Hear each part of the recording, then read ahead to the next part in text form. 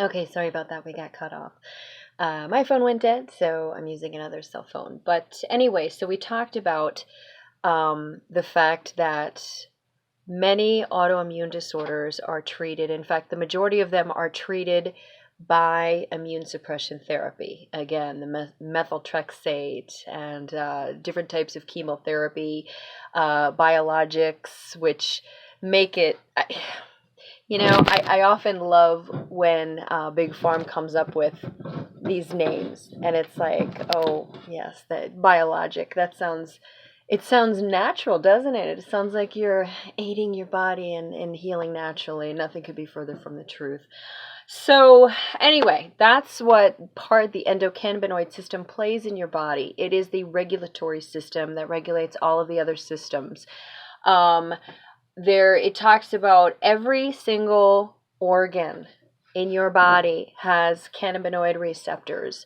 So it is widespread. It's throughout your whole entire body. And the best way to get cannabinoids is, of course, by cannabis. Not just smoking pot. I mean, smoking pot is great. I love smoking pot. Sometimes, however, I do get lung fatigue. So when that happens, you have to give your lungs a break, but you want to keep those cannabinoids in your system. Now, I'm a big believer. First of all, I'm a cannabis spiritualist. I do believe in the sentient power of this plant. I think that there is such a it's almost like, oh my God, I'm going to be such a nerd. I'm going to talk about Jadzia Dax on Star Trek Deep Space Nine, one of my favorite Star Trek episodes. And one of the reasons that I'm going to talk about her is because she's a trill. So they have this symbiotic relationship. And I almost feel like that's kind of the way it is with cannabis and human beings. We are definitely geared towards being able to use this plant for medicine. And this plant is definitely geared towards healing us in various ways. And even the limited information is telling us, hey, this is something that can really help and should be a supplement. So if you have an autoimmune disorder, start microdosing, get yourself some cannabis oil, not just CBD oil. CBD is okay. It has its place.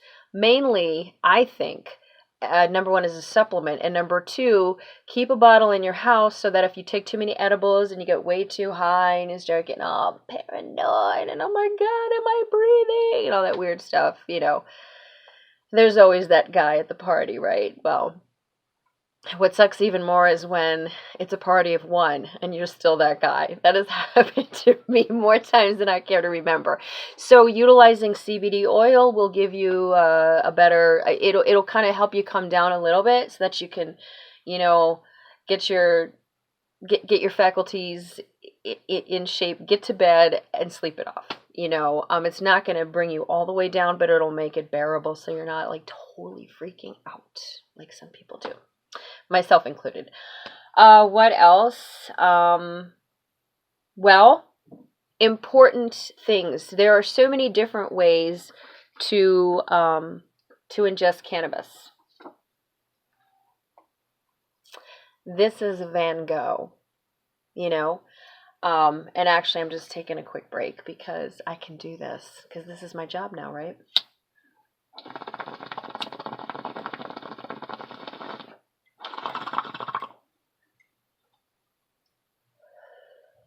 No, I wasn't able to do that a couple days ago because of that damn sickness that we came down with and we're still, getting over. But I can do that now. But what I was doing was I was using edibles a lot, like every day. I make things like brownies, can of banana bread. My recipe is so good. In fact, maybe I'll post it. I did a little makeshift cooking show when we were really bored in the beginning before I started doing this podcast. In the beginning, I believe we went into exile or whatever you want to call it, March 17th. Was when, because we were sick, so we did self-quarantine because we didn't want to get anybody else sick, and then it just snowballed from there. So we've been in the house since the 17th, and it doesn't seem like that. It seems like that long, but it really isn't that long. And so anyway, the important thing is that we all know how to make our own medicine. And this is why Big Farm doesn't want the research done. They don't want it legalized. They don't want people knowing the great healing capacity that cannabis has. My bug out bag has cannabis salve that I make. In fact, I'm going to show you. Hold on one sec. La la la la la. You know, I need to do that music, that standby music. Da da da da da da da da da da da da da da. Okay, here we go. This is cannabis balm. I make it. It's just coconut oil and cannabis. And it's fairly simple to make. It is a great burn salve. It doesn't leave scarring. I know, right? I mean, it's really incredible. It's great for cuts and scrapes. Cannabis also is a natural antibiotic. So there's a whole bunch of great things about using the salve. I use it on my muscles. I had a huge lump on my knee, which is, probably due to, it's more of an RA symptom, but sometimes those symptoms seem to cross over too, if you've noticed. If you suffer from lupus or fibromyalgia or MS, you'll notice RA. A lot of those symptoms are kind of, they're intertwined because it is an immune disorder.